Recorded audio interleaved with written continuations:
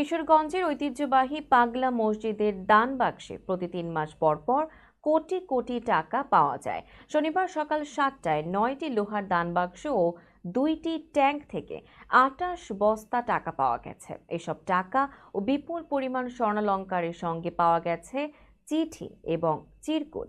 এবার পাগলা মসজিদের দান বাক্সে চিরকুট দিয়ে অন্তর্বর্তীকালীন সরকার প্রধান ডক্টর ইউনূসকে ৫ বছর ক্ষমতায় দেখার মনোবাসনা জানিয়েছেন এক ব্যক্তি।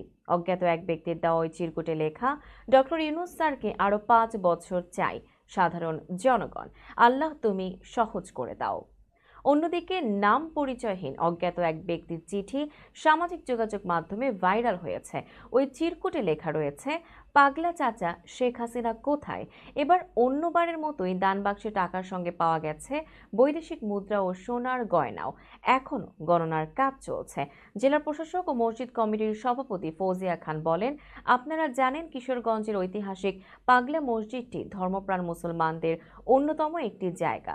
সব ধর্মের মানুষ এখানে দান করে থাকেন। তাদের দানের অর্থ দিয়ে একটি দৃষ্টিনন্দন মসজিদ কমপ্লেক্স করা হবে, যেখানে একসঙ্গে ৩০,০০০ মুসল্লি জামাতে নামাজ আদায় করতে পারবেন।